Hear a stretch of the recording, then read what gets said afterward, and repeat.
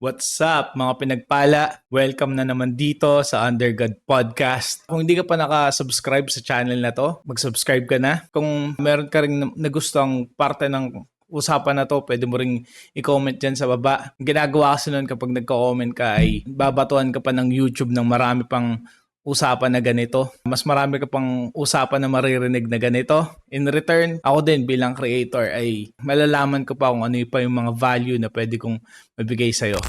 Since nandito tayo sa Under God Podcast, sa buhay mo, kapatid, ano yung cost of living under God?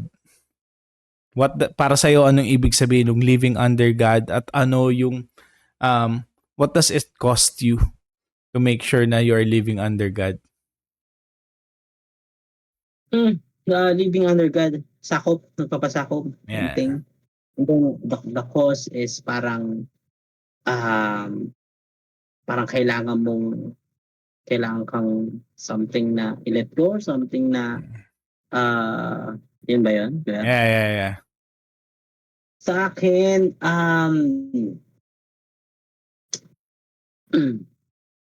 so nakalimutan ko yung tanong nung living under God something. Yeah, under Ano yung God. tanong? What's the cost nun para sa'yo? Living under God, siguro sa akin, paano ba?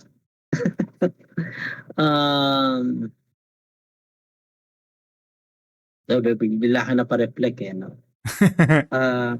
Actually, yun talaga yung heart behind dito sa question na to eh.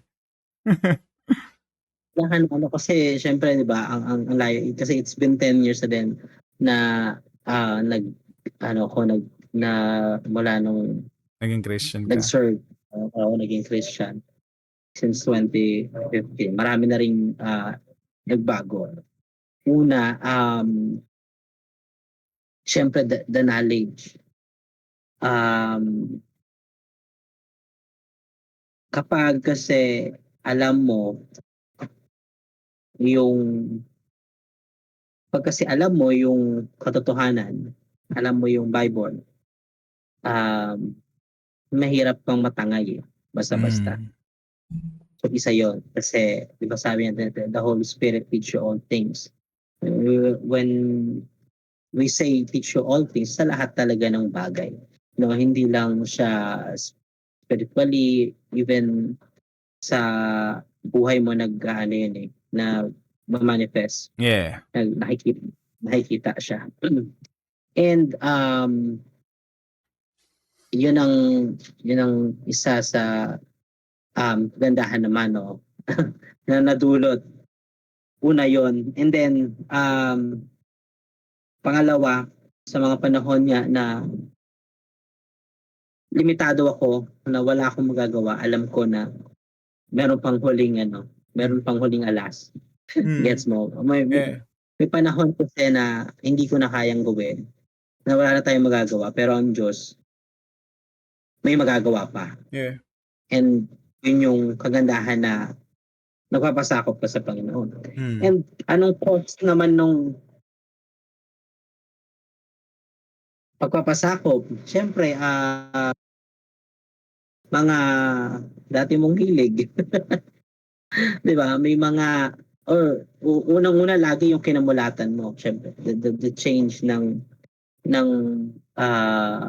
belief. No?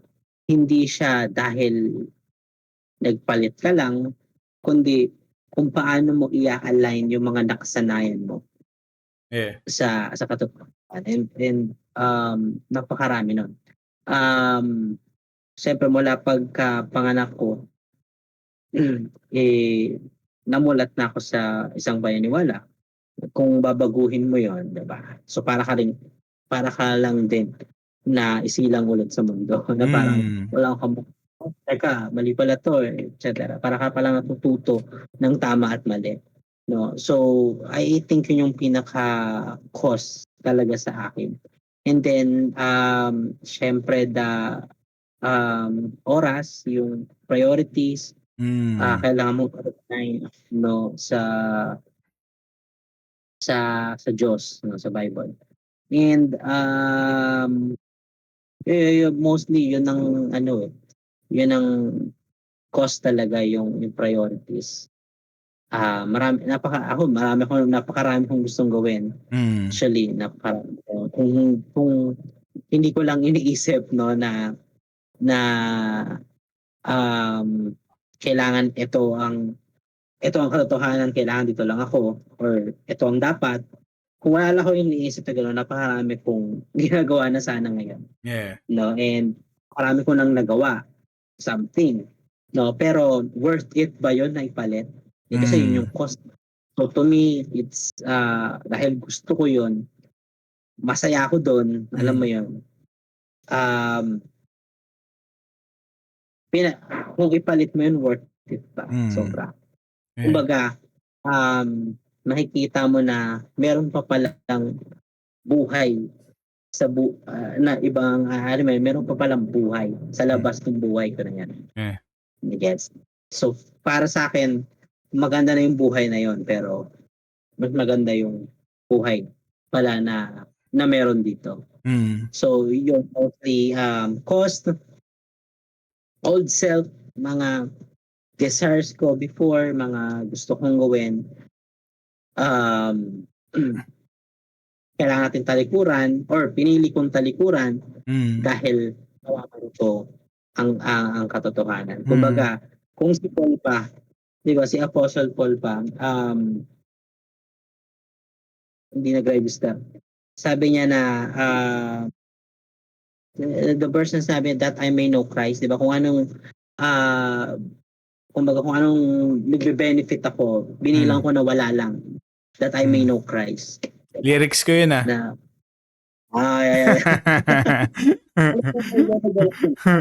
I know Christ, di ba? Nang makilala ko. Kung yun ang umahadlang, bibitawan ko yun para makilala ko ang mas lalo kong makilala ang Panginoon.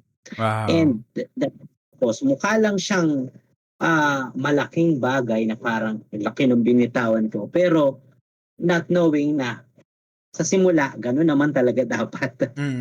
Alam mo yun, mukha lang kasing malaki yung binitawan mo dahil ngayon ka palang namulat. So kasi may nakasanayan. So yun. Solid. What I heard, brother, is ano man yung i-give up mo, ano man yung cost ng hingin to live under God, it's all worth it. No? Yeah. Akala mo lang malaki yung nawala, pero mas malaki pala yung plano ni Lord sa'yo. Meron nga ako nakitang dyan, bro. Meron ako nakitang post that sa Facebook na wala, cute-cute lang. Parang merong bata na may bata na may hawak siyang stuffed toy na maliit na stuffed toy. Tapos parang sabi yung picture, parang si Jesus na parang, anak, give up mo sa akin yan, yung stuffed toy mo.